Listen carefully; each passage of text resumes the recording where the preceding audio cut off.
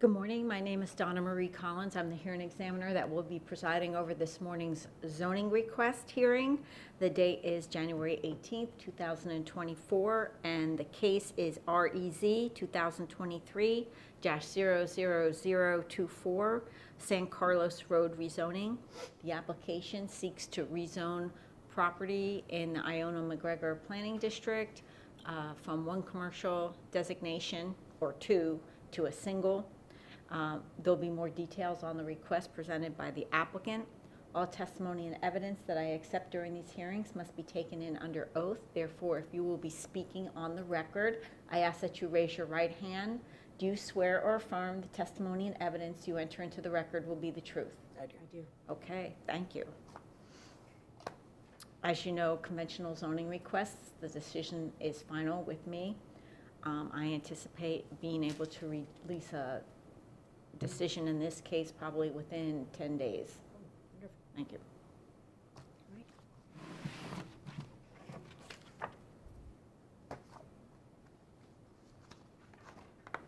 Whose is this one? Is staff or applicant? That is the staff. Okay. Well, good morning, Madam Hearing Examiner. For the record, Stacy Ellis Hewitt with Banks Engineering. I've previously been accepted as an expert witness in planning and in zoning matters, and I request to be accepted as such this morning. Yes, please proceed. Thank you. Thank you. Have the applicant represented and the PowerPoint for applicants. All right, I will mark this as applicant Exhibit 1, which is a paper copy of the PowerPoint. Yes.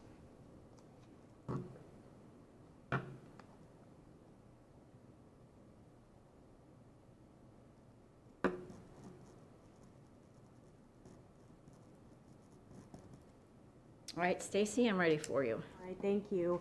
The site is approximately 2.33 acres, and the request is a conventional rezoning from Commercial District C1 and Community Commercial District CC to Commercial District C2. The site's located at 17220 San Carlos Boulevard on the west side of San Carlos Boulevard, which is a state-maintained arterial. It's approximately 935 feet south of Summerlin Road, the overpass there, which is a county-maintained arterial, and it's approximately 1,125 feet north of Pine Ridge Road, which is a county-maintained major collector. While I'm on this, I do want to point out just the interconnect on this site has the frontage road here that goes all the way out to this light that connects over to, it's on Whitewater Court, that connects over to Summerlin Square Drive, and that really provides alternative routes. It gets you all the way over to Pine Ridge, all the way over to Safety Lane, and there's just quite a bit of interconnection here that I think is probably part of the reason it's in the mixed use overlay, but I just wanted to take an opportunity to show that interconnectivity. That schnitzel house is good, by the way. Oh yeah? I haven't been there. I'll have to try it. If you like German food. Oh yes. The subject property is in the central urban future land use category, as is just about 50 feet south of the property is a strip of it. The rest south is urban community. The site is within the mixed use overlay, as is properties to the north and south and across San Carlos Boulevard to the east. There is existing split zoning on the property, though there was a rezoning of the western 2/3 of the site from recreational vehicle district RV3 to community commercial by zoning resolution Z7867. And currently there is an existing unoccupied approximately 9,785 square foot commercial building on the site. It has been vacant for several years, and we're hoping that this rezoning will facilitate some infill redevelopment on the site. The request is to rezone it to one category for the entire site. God bless you. Thank you. And C2 zoning is consistent with the existing zoning to the south. We do have, as far as adjacent, we have C1 zoning to the north where there's an existing restaurant, and then there's two-family conservation district, TFC2, to the north and to the west. This is just a closer aerial. The surrounding properties, we have Lakeside subdivision duplexes to the north and to the west of the site. And then there's also an existing restaurant to the north where we do have an interconnect through their property up to Whitewater Court through the gas station here. And then to the east, you've got San Carlos Boulevard. Then there is a commercial strip center as well as this vacant commercial parcel as well. And then you have the Walmart shopping center over further to the east. To the south is the commercial Indian Creek Plaza.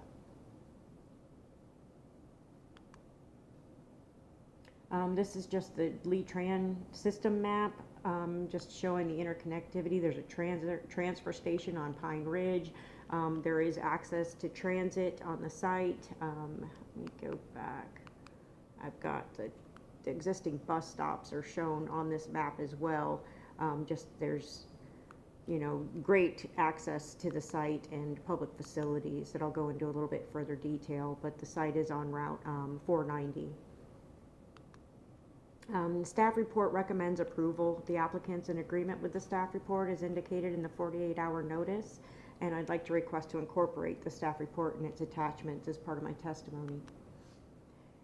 The request meets the findings and review criteria contained in Land Development Code Section 34-145 D4A1. It does comply with the Lee Plan. It's consistent with Policy 1.1.3, the Central Urban Policy, which is the urban core of the county, which is appropriate for residential and or commercial infill development on this underutilized parcel. Again, it's existing split commercial zoning. A portion, the C1A portion, already allows residential because it's in the in the commercial overlay, or excuse me, the mixed use overlay. And the requested C2 zoning already exists adjacent to the south.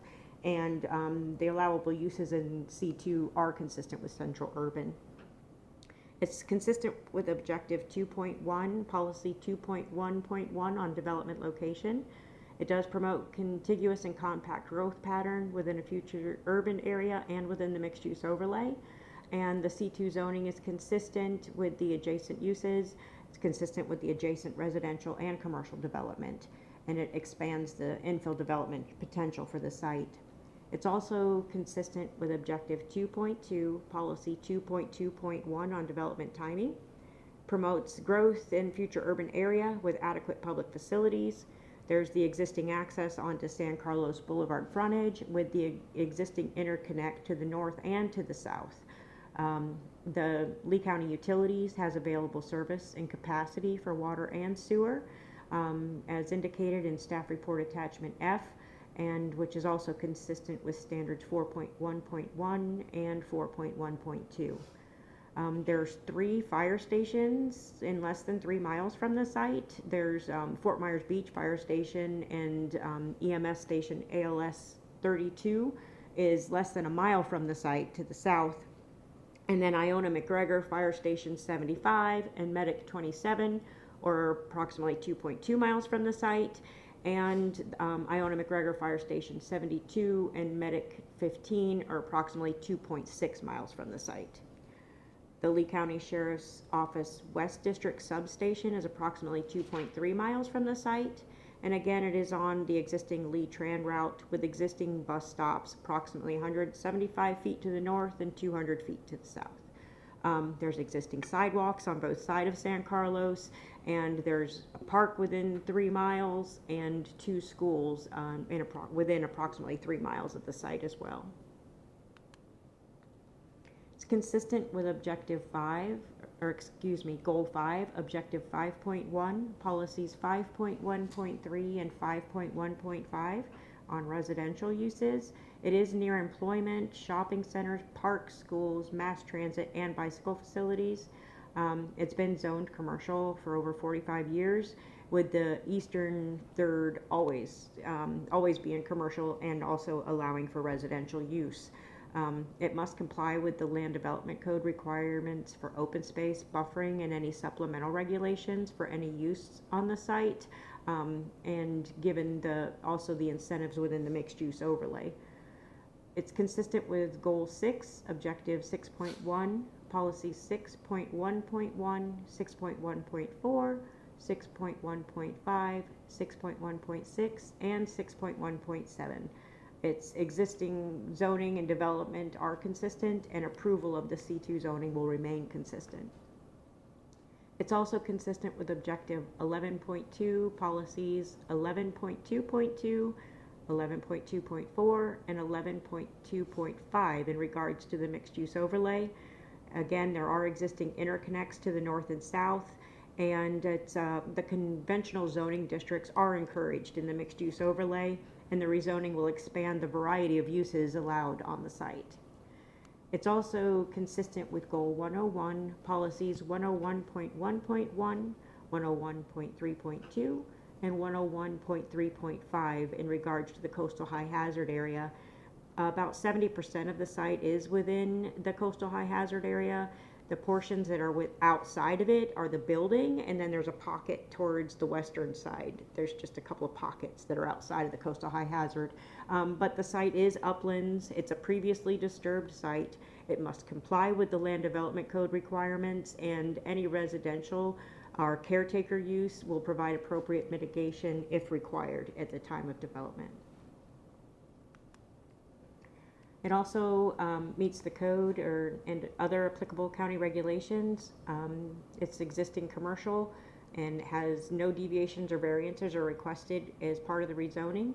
The C2 zoning is permitted since it's within the mixed-use overlay, and it does meet the C2 dimensional requirements, but the mixed-use overlay also reduces those, so it's more than compliant with the C2 regulations, and they'll need to demonstrate compliance with the code during any development order for the site. It's also compatible with existing and planned uses in the area. Again, it must comply with any code required buffers, open space setbacks, or it must comply with the existing approved development order on the site. The access is sufficient. It's got the existing access point on San Carlos and interconnects to the north and south. Is there a new DO on the site? Not now. Okay. There's no end. You're talking about the DO relative to the existing commercial building. Right. It either needs to meet the existing approved DO or comply if it comes in with another DO. Right, okay. So any expected impacts on transportation facilities will be addressed by existing county regulations. There's existing commercial development that's been approved, and any changes would be adequately addressed by the county regulations during development order review, if required. It also will not adversely affect environmentally critical or sensitive areas. It's a previously disturbed site. There's no environmentally sensitive areas on the site, and that's also shown by Environmental Sciences Staff Report Attachment G. They found that same finding, and it must comply with the Land Development Code, open space, and buffers. It is served by urban services. It is within a future urban area, and those were previously outlined in the presentation. And in conclusion, based on my experience, preparation of the request, and the review of the staff report, it's my professional opinion that the requested rezoning meets the required findings and review criteria, and we believe they're entitled to the approval. Okay, just a few questions. Of course. Conventional zoning district, no request for variances. And a portion of the site does border existing residential development. What type of buffer will the code require in those circumstances? Commercial next to residential. It is in the mixed use overlay, so there's reductions in that. Just preface that the zoning has no change this zoning has no change in what buffers are required before the zoning or after the rezoning, just so the public understands that. But the mixed use overlay, right now it has to comply with the buffers in the code and on the approved development order, which required the wall and the buffer. Now, the mixed-use overlay does reduce the required buffers.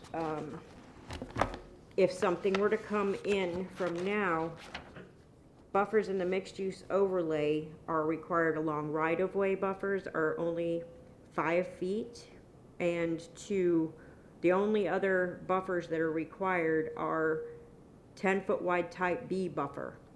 And that's only abutting single-family residences, and we abut duplexes. So then what would it be? Type A? Buffers are not required otherwise. So, and that's true today or tomorrow, you know, right now, if somebody came in to develop a commercial use on the site, there would be no buffer requirement to the north. Because of the mixed use overlay, not because of this rezoning. Even though it does not abut land in that mixed-use overlay with regard to the adjacent residential. Doesn't matter. It's the site that gets the relief, not the adjacent site. And those are the only buffers required, except, let me add to that, the mixed use overlay does not trump any requirements that are convenience store. Yeah, unique to the use, right? Right, so if there are other uses that could come in that would require more stringent buffers, if they've been identified in 10-424, which has the specific use requirements. And just like if there happened to have been any outdoor storage, it would have to meet open storage requirements of shielding and screening, and, you know, so it's not that blank slate, you could do any use in C2 without any buffering. But if it is a use that doesn't have supplemental regulations, there would be no buffer requirement, is my understanding of the code. Okay, and the same goes for height in central urban. That applies regardless of what the zoning district is, whether it were to remain CC or change to C2 as requested. The only thing, correct, the mixed use overlay right now gives you can go up as high as I believe it's maybe like 135 or something is the height restriction. You can meet setbacks. Right? Correct. But the mixed use overlay has relief on setbacks too. So, but the only difference really from going from CC and C1 to C2 in that regard is the additional uses that come along with it, but the potential for multifamily on the site, which I have not heard any interest of that, but that is something else that could happen, that you could do multifamily versus doing just commercial. Right, with bonus density too, because it's in the mixed use overlay. That's correct. Okay. So, All right. okay. Thank you. Thank you. Peter?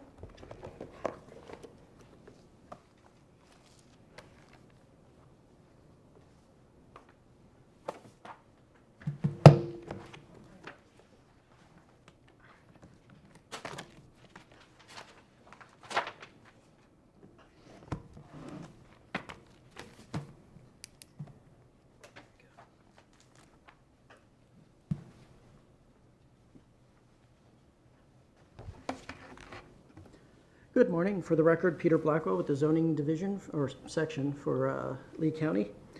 Today we're hearing REZ2023-00024, the 17220 San Carlos Boulevard rezoning. Staff finds that the applicant's presentation was factually correct and very extensive, so I won't repeat what they said. I will Just simply hit the high points. I'll read into the record what needs to be read into the record. Okay, thank you, Peter. Okay. The overview, she's already covered, so get past the maps. And I just want to note for the record that staff's PowerPoint is staff exhibit 2. Thank you. The staff report is staff exhibit 1. Right. So for the review criteria, first one is compliance with the Lee plan. The applicant was correct in stating that it does conform well with the central urban future land use category. Location is suitable for commercial activity, being located along what is effectively a commercial corridor, and the utility, and it would count as infill development in many ways. There are utilities and public services available for the project or for the subject property. It is not considered to be creating a potential encroachment of an inappropriate use. As said, it's mainly located between commercial uses, is located on a major roadway. It has access directly and indirectly to San Carlos Boulevard through its own driveway and through the interconnections with the neighboring property. and there's no through access to any of the neighboring residential communities. So there's no problem with shared traffic becoming a problem. It does represent a well-planned commercial development per Goal 6. The timing is correct because this is an area that is already well-developed commercially, and all the aspects for compliance with the LEED plan and land development code will be handled through the development order process once the rezoning has taken place. This is not considered premature development because of the previous statements. For compliance with the land development code and other county regulations, this request is following the normal and proper procedure for the rezoning process. They're not seeking any variances. The mixed-use overlay does allow for C2 zoning. They would not be able to ask for it otherwise. And the potential uses in the C2 zoning are considered appropriate for this location with proper buffering. So my question to you what distinguishes the C2 list of permitted uses from the existing designation of C1 and CC? Is there certain uses other than the residential component that are noteworthy? Well, the residential is the main difference in that C2 permits the full variety of residential uses, whereas CC and CG generally do not permit many residential types. So that's the main. CC and C1. Right, CC and C1. And there is some manufacturing uses permitted in C2, but again, such uses would require extra buffering and as such would be considered not really an issue.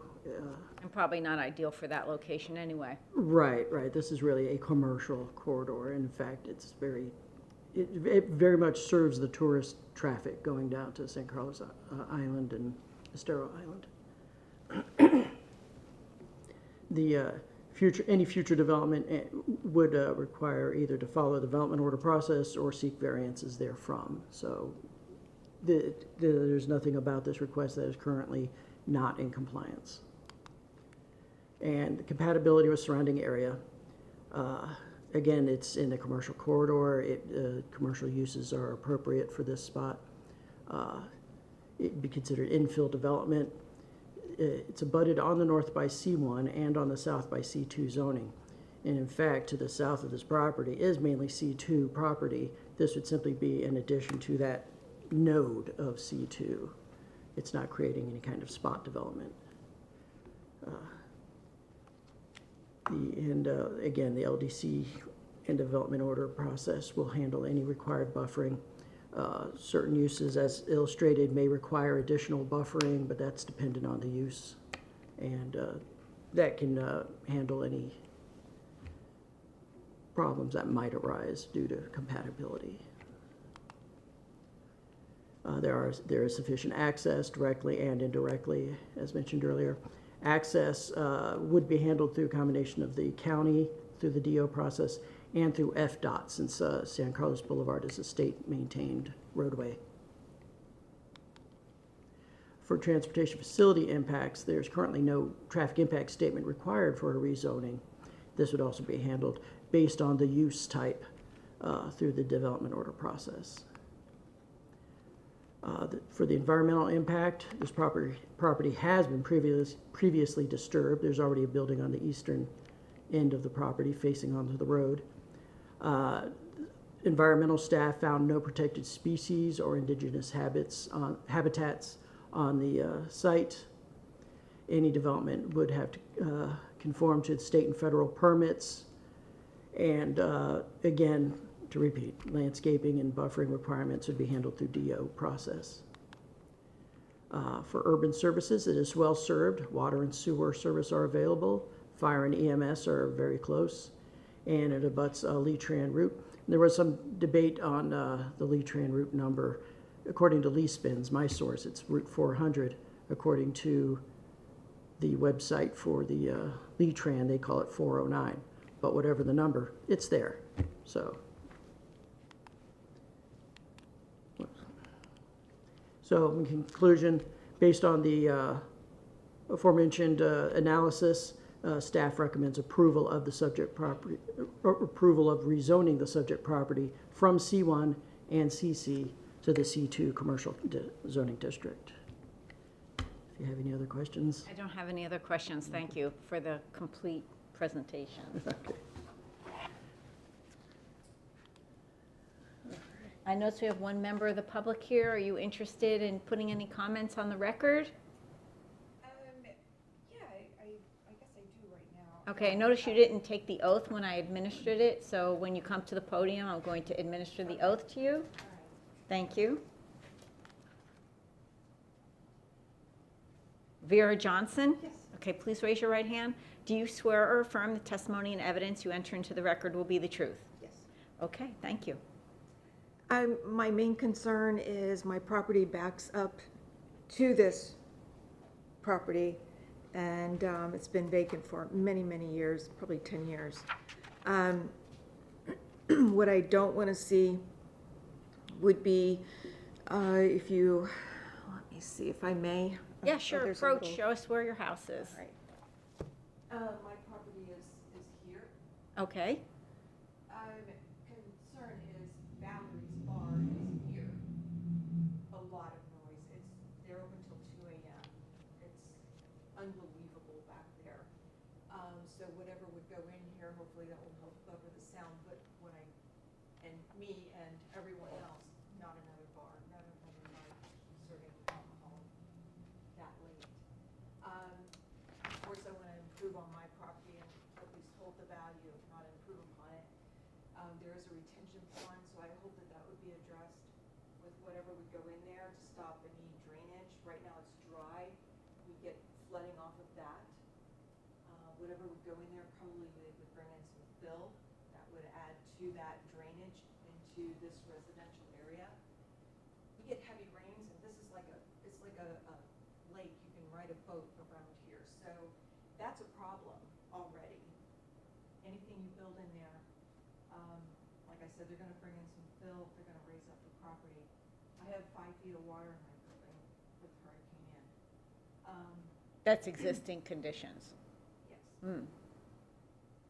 So it can be, and I realize that probably that was not a cause of 5 feet of water. I mean, it literally came down the street 2 feet high. But, you know, those are concerns. That and the buffer wall, it's, with Hurricane Irma, it knocked down some of the wall.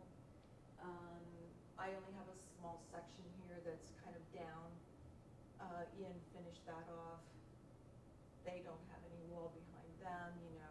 So it's- is the wall your subdivision wall, or is the wall No, part of wall this? belongs to this property This that we're property? talking about. Okay, well, I'll tell you, if the wall is not in a complete state, that's actually a code violation. If you contact code enforcement, We've tried, they'll cite them and they'll have to repair it. we've been trying for a year. Well, it's get very that. simple. It's one phone call and then they send out an Code inspector. enforcement? Yeah, Okay. it's literally one phone call.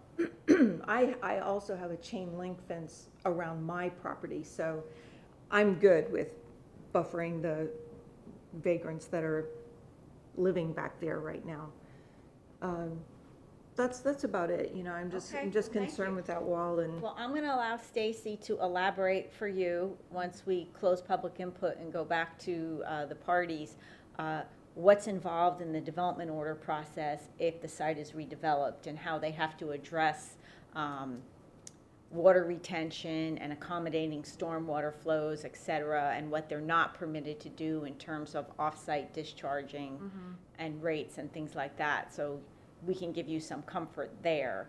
Unfortunately, in terms of buffering, that situation is not changing from what is existing. Whatever could be developed on this site now would have to provide the same exact buffer as under the zoning ordinance that they're requesting. And because this property is in a mixed-use overlay, the code is relaxed because the idea is the county is trying to encourage like mixed uses. So if it goes commercial, people from your neighborhood can cross over onto this property, and if there's a market there or something, do you know what I'm saying? So they reduce those buffers and those barriers to encourage this like crossover use. But I'm gonna have her explain definitely about the stormwater and about buffering. The code does provide for additional buffering for specific uses that tend to be more impactful regardless of whether they're in a mixed-use overlay. That would certainly protect your community. Yeah, I'm probably not as concerned because I do have my own fencing around my property. I know my And I don't know if bar and cocktail lounges are permitted in the C2 district, but because it's a conventional district, I don't have a way to condition it. But if they're asking for consumption on premises, there might be an additional approval process anyway. There is, for outdoor seating, if it's within 500 feet of residential uses not under ownership of the applicant, a special exception is required for a COP. And that would be further public hearing. And in the context of a special exception approval for outdoor seating and consumption on premises, there's often many conditions that are placed in terms of buffering, lighting, amplified sound, hours of operation, and that would provide protections to your neighborhood. I know I usually get a notice, I mean, with Cody's, which is on the other corner of my property there, we did get notice there, and more or less, I believe that we would have had to approve them to serve alcohol. It's, you know, say yay or nay. I believe that's always been the case. We get a notice, and you know, there's another hearing or something. Yeah, you have noticed an invitation to participate in the hearing. Yeah. Okay. Unfortunately, the public doesn't get to decide. We don't do a zoning by applause meter, but your input is relevant and it's taken into consideration when it comes to conditioning something. If it's found to be, it can be made compatible with conditions. Public input is very valuable in that context, and I encourage people to come to those hearings because it provides us with perspective on what the concerns are so that we can craft conditions if we decide that the use is in fact appropriate. How can we make this least burdensome to surrounding property owners? No, I absolutely want to see this property developed. It's been years and years of. Yeah, it didn't used to be that vacant property was that big an issue, but then people do like pitch tents and then. We have a nice little group back there. Okay, well, thank you for But yes, definitely develop it, just. participation. Thank you. Stacey, would you take a few minutes to talk about address floodwater and rainwater accommodation and what's required by the code? Yes. If the site currently, and just to address the wall situation, I did see some notes on the county that there has been some coordination, and it appears they are trying to get the wall situation resolved, and the existing development order has dry detention in the back, and any future development that comes in will be required to go through the development order review process, which will, part of that review is the stormwater drainage, and they are required by code. They will not receive their permit until they demonstrate they will not be having any off-site impacts from the flows on the site. They'll need to retain their drainage on site, and not change they can't discharge any more than what's happening in the pre-development So stage. what that means is it will not get worse Yes. and it may not get better, but it might. Thank you. Exactly. And as far just a little bit, I did check the code, and as far as bar or cocktail lounges, it's administrative approval probably for indoors, special exception for outdoors, and that's the same in the existing zoning in CC, C1, C2. It's exactly the same across the board, so there's no change in that requirement. And the specific uses that are called as any special exception use, of course, would come through hearing, and could develop any, conditions for additional buffering that may be needed during that time. But any of the uses that are included for like either a convenience store or automobile service station or fast food restaurant, all of those have or car washes, all of those have supplemental regulations that require additional buffering and consideration for the neighboring residential and other uses. And that's not likely to be built in the rear part of the property. Right, exactly. So, but if it is, those are the kinds of uses that have additional regulations that will require buffers. If the site stays under the existing development order, the existing buffers and wall will need to remain. But if during redevelopment, the buffers, there is none required to the north, but the open space will need to be provided in the on-site trees that are required. So. Is hotel a permitted use in C2? Yes, it is, actually. I think it might be in all of the above. Let me see. I kind of highlighted those. Let me see what it's got.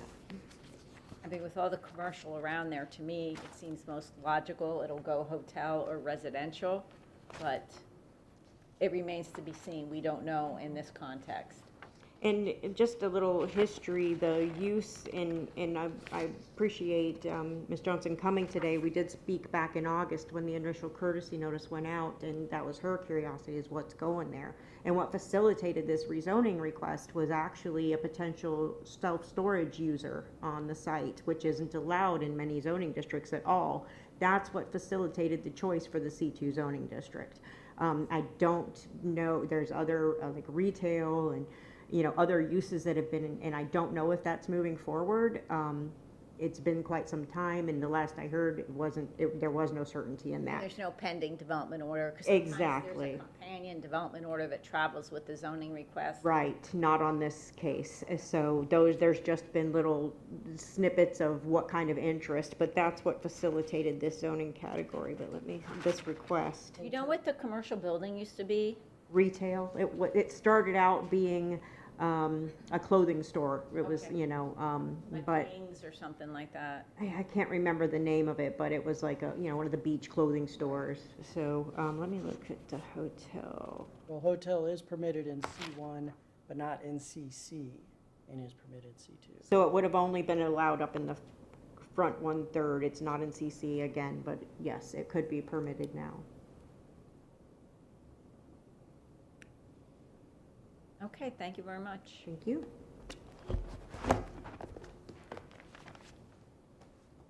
Well, if there isn't anything further to be placed on the record, I'll close the hearing. It's not necessary to leave the written record open for any additional written evidence.